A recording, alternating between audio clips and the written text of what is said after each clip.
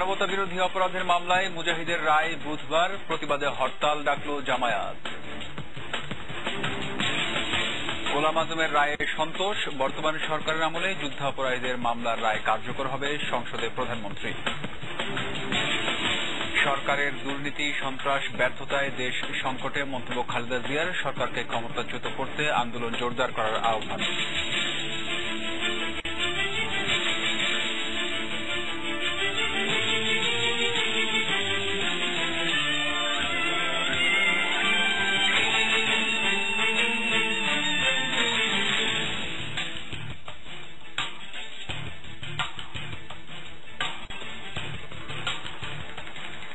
আসসালামু আলাইকুম, রক্তিম ত্রিপুরা আমন্ত্রণ জানাচ্ছি 21 রাতের সংবাদে।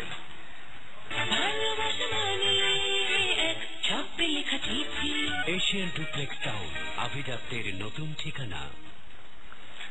জামায়াতে ইসলামের সেক্রেটারি জেনারেল আলী আহসান মোহাম্মদ মুজাহিদের বিরুদ্ধে মানবতা বিরোধী অপরাধের মামলার রায় ঘোষণা করা হবে বুধবার।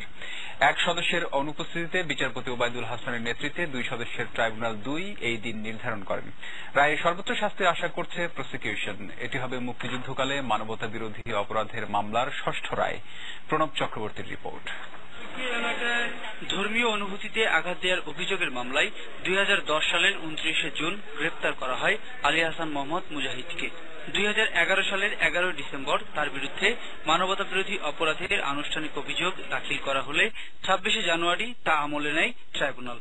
মামলাটি ট্রাইব্যুনাল 2 স্থানান্তর করা হলে 2012 সালের 21 জুন তার বিরুদ্ধে মুক্তিযুদ্ধকালে ফরিদপুর ও ঢাকা সহ সারা দেশে হত্যা, গণহত্যা, লুট, অগ্নিসংযোগের 7টি অভিযোগ গঠিত হয়। রাষ্ট্রপক্ষের সূচনা বক্তব্যের পর মুজাহিদের বিরুদ্ধে 17 জন সাক্ষী সাক্ষ্য দেন। স্বামী আলী হাসান মোহাম্মদ মুজাহিদের নীল নকশা এবং তাদের নির্দেশনায় এবং তার পরিচালনায়, তার অংশগ্রহণের মধ্য দিয়ে 71 সালে মহান মুক্তিযুদ্ধে বুদ্ধিজীবীদের হত্যার একটি পরিকল্পনা করা হয়।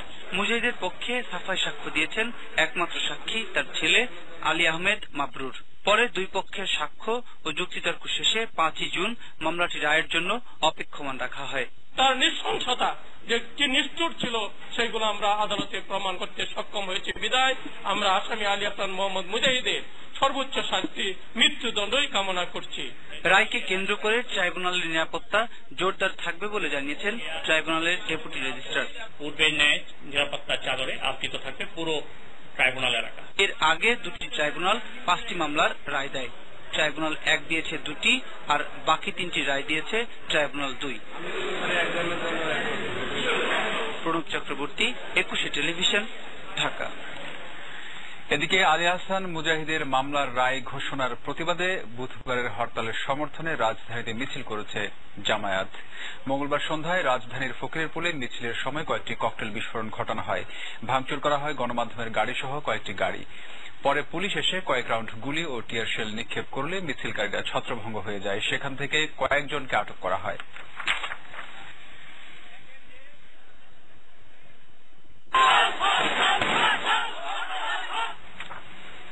বর্তমান সরকারের মেয়াদকালেই যুদ্ধাপরাধীদের বিচার রায় কার্যকর করার বিষয়ে সংসদে আশাবাদ প্রকাশ করেছেন প্রধানমন্ত্রী শেখ হাসিনা।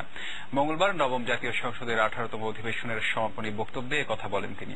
এ সময়ে সংসদ নেতা বিরোধী দলীয় নেতা বেগম খালেদা জিয়াকে সংসদে যোগ দেওয়ার জন্য ধন্যবাদ জানিয়ে হেফাজতের আমির আল্লামা আহমেদ শফির সঙ্গ ত্যাগ করে নারীদের পক্ষে সোচ্চার হওয়ার আহ্বান জানান। রিপোর্ট করছেন ফাল্গুনী দত্ত। 18তম অধিবেশনের সমাপনী বক্তব্যে প্রধানমন্ত্রী ও সংসদ নেতা শেখ হাসিনা বলেন, স্বাধীনতার পরে বঙ্গবন্ধু যুদ্ধ অপরাধীদের বিচার কাজ শুরু করেছিলেন। পরবর্তীতে সামরিক সরকার এবং বিএনপি সরকার যুদ্ধ অপরাধীদের নানাভাবে পুনর্বাসিত করার চেষ্টা করলেও বর্তমান সরকার ক্ষমতায় এসে আবারও তাদের বিচার কাজ শুরু করে। এই সরকারের সময় তা কার্যকর হবে বলেও সংসদে আশা প্রকাশ করেন প্রধানমন্ত্রী। আমরা আশা করি একে একে এই যুদ্ধ অপরাধী বিচারের রায় যেমন হতে থাকবে, বিচারের রায় ইনশাআল্লাহ আমি বিশ্বাস করি যে আমরা ক্ষমতায় থাকতেই এই রায় আমরা কার্যকর শুরু করতে পারবো ইনশাআল্লাহ।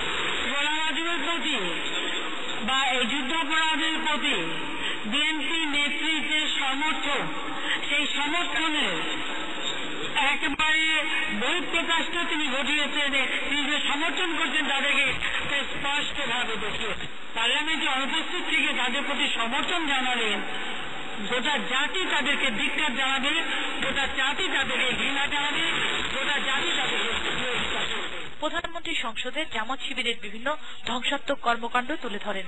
তিনি বলেন, আওয়ামী লীগ ক্ষমতায় এলে ইসলাম ধর্ম থাকবে না বলে অপপ্রচার চালানো হয়েছে।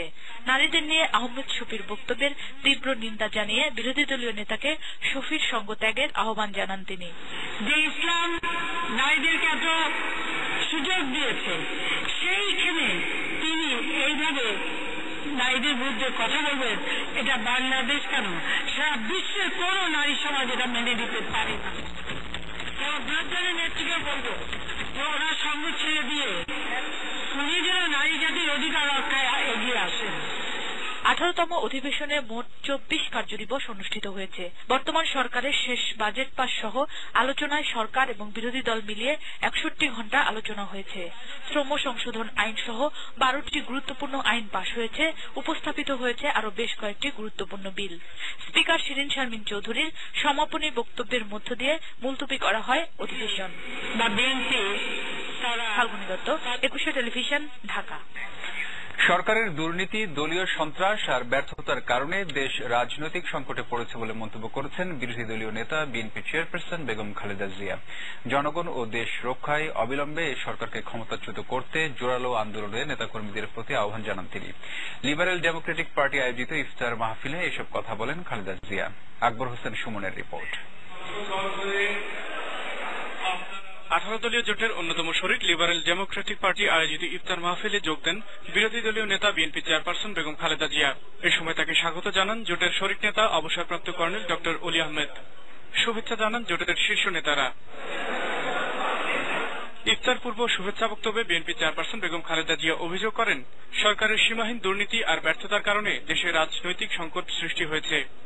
এই সরকার বিদায় হলে এই দেশ থেকে সন্ত্রাস দূর হবে, দুর্নীতি দূর হবে, জুলুম নির্যাতন দূর হবে, দেশে শান্তি, গণতন্ত্র, উন্নয়ন এবং জনগণের কল্যাণ নিশ্চিত হবে। 18 দলীয় জোট ক্ষমতায় এলে জনগণের প্রত্যাশা পূরণের পাশাপাশি গণতন্ত্র ও সুশাসন প্রতিষ্ঠায় কাজ করবে বলে অঙ্গীকার করেন তিনি।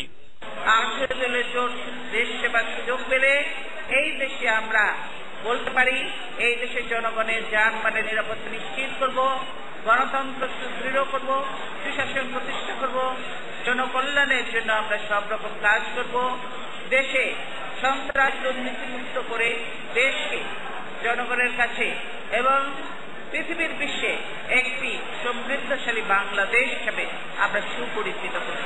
এ সময় পরবর্তী আন্দোলনে নেতাকর্মীদের সক্রিয় হয়ে কাজ করার আহ্বান জানান বিরোধী দলীয় নেতা বেগম খালেদা জিয়া। আজকে ইফতার মাহফিলে আকবর হোসেন সুমন, 21 টেলিভিশন, ঢাকা। গণভবনে গত বৃহস্পতিবার মন্ত্রী পরিষদের সদস্য ও দলীয় নেতাদের সঙ্গে আলোচনাকালে নোবেল জয়ী ডক্টর মোহাম্মদ ইউনূসকে নিয়ে করা প্রধানমন্ত্রী শেখ হাসিনার কিছু মন্তব্যের প্রতিবাদ করেছে ইউনূস সেন্টার। মঙ্গলবার এক প্রতিবাদ পত্রে ইউনূস সেন্টার বলেছে, প্রধানমন্ত্রীর বক্তব্যের ফলে মানুষের মনে ভুল ধারণার জন্ম হতে পারে।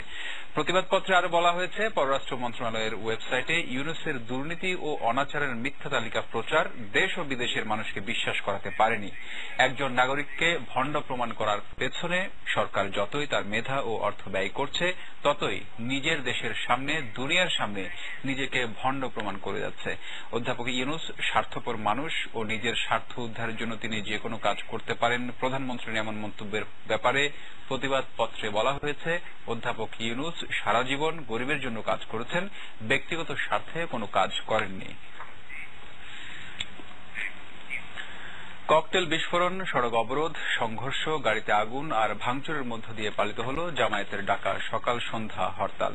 গোলাম আজমের মামলার রায়ের প্রতিবাদে এই হরতাল ডাকা হয়। সাতক্ষীরার কালীগঞ্জে পুলিশের সঙ্গে হরতাল সমর্থকদের সংঘর্ষে নিহত হয় 2 হরতাল সমর্থক। দিনাজপুরে পিকেটারদের হামলায় এক ভ্যান যাত্রী এবং গাজীপুরের চান্দনায় পিকেটারদের ধাওয়ায় দ্রুতগামী এক বাসের নিচে চাপা পড়ে নিহত হয়েছে এক শিশু। এছাড়া নারায়ণগঞ্জের ফতুল্লায় পিকেটারদের হামলায় পুলিশের 2 এসআই ও কনস্টেবল সহ 13 জন আহত হয়েছে। 21 প্রতিনিধির সহায়তায় রিপোর্ট করছেন রত্না জামান।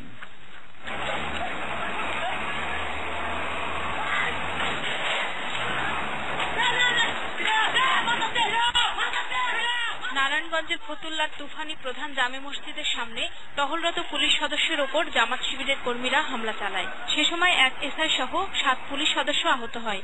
এছাড়া 2টি তেলবাহী ট্যাঙ্ক লরি সহ যানবাহনে ভাঙচুর ও আগুন দেয় তারা। গাজীপুরের চান্দনা চৌরাস্তায় পিকেটারদের ধাওয়ায় দ্রুত গাড়ি পার্কিং করতে গিয়ে বাস চাপায় এক শিশু মারা যায়। নিহত শিশু সাদিয়া সুলতানার বাড়ি নেত্রকোনায়। সে সময় আহত হন 10 জন। পরে পুলিশ ঘটনাস্থল থেকে একজনকে আটক করে। এছাড়া একটি যাত্রীবাহী বাসে আগুন দেয় হরতাল সমর্থনকারীরা।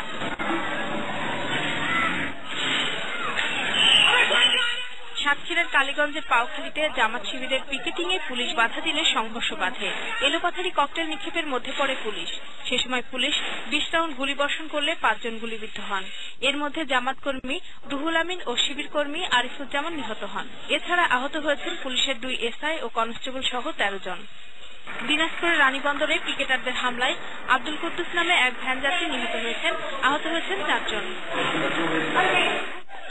রাজশাহী মহানগরীর শাহ মখদুম কলেজের সামনে ঝটিকা মিছিল বের করে রাস্তা অবরোধের চেষ্টা করে হরতালকারীরা। পুলিশ সেখানে পৌঁছলে হরতাল সমর্থকরা পুলিশকে লক্ষ্য করে ইটপাটকেল নিক্ষেপ করে পালিয়ে যায়। নোয়াখালীতে হরতালকারীদের ককটেল বিস্ফোরণে এক কিশোর আহত হয়েছে। লক্ষ্মীপুর পৌর শহর দক্ষিণ তেমোহনীতে হরতালের সমর্থনে বিক্ষোভ মিছিল বের করে রাস্তা অবরোধ করা হয়। সে সময় ককটেল বিস্ফোরণ ঘটায় হরতালকারীরা। চট্টগ্রাম মহানগরীর আকবর শাহ রেলগেট সহ বেশ কিছু স্থানে মিছিল সমাবেশ করে জামাত শিবির কর্মীরা। সে সময় বেশ কয়েকটি ককটেল বিস্ফোরণ ঘটানো হয়। Desk report, 21 television. মিছিল, সমাবেশ ও গাড়ি ভাঙচুর সহ বিচ্ছিন্ন ঘটনার মধ্য দিয়ে ঢাকায় গোলাম আজমের বিরুদ্ধে ফাঁসির রায় না দেওয়ার প্রতিবাদে গণজাগরণ মঞ্চ ও রায়ের প্রতিবাদে জামায়াতের ডাকা হরতাল পালিত হয়। হরতালের সমর্থনে শাহবাগ এলাকায় মিছিল করে বিভিন্ন বাম ছাত্র সংগঠনের কর্মীরা। মঙ্গলবার সকালে রাজধানীর বিভিন্ন প্রান্ত থেকে ছাত্র সংগঠনগুলো মিছিল নিয়ে শাহবাগের গণজাগরণ মঞ্চের দিকে আসে। 71-এর চিহ্নিত যুদ্ধাপরাধী এবং মূল ষড়যন্ত্রকারী গোলাম আজমের সর্বোচ্চ শাস্তি না হওয়ার প্রতিবাদে রায়ের পরে এই হরতালের ডাক দেয় গণজাগরণ মঞ্চ। হরতালের সমর্থনে রাস্তায় অবস্থান নেয় ছাত্র সংগঠনগুলোর নেতাকর্মীরা। পল্টন এলাকায় মিছিল বের করে সিপিবি। এদিকে পুরো শাহবাগ জুড়ে নেওয়া হয়েছে কড়া নিরাপত্তা। ঢাকা বিশ্ববিদ্যালয়ে ঢোকার পয়েন্টগুলোতে রয়েছে পুলিশি পাহারা। অন্যদিকে গোলাম আজমের বিরুদ্ধে রায়ের প্রতিবাদে মিরপুর, বাসাবো, বাবুবাজার, ধানমন্ডিতে মিছিল করে জামাত শিবির। ভাঙচুর করা হয়। 34তম বিসিএস পরীক্ষার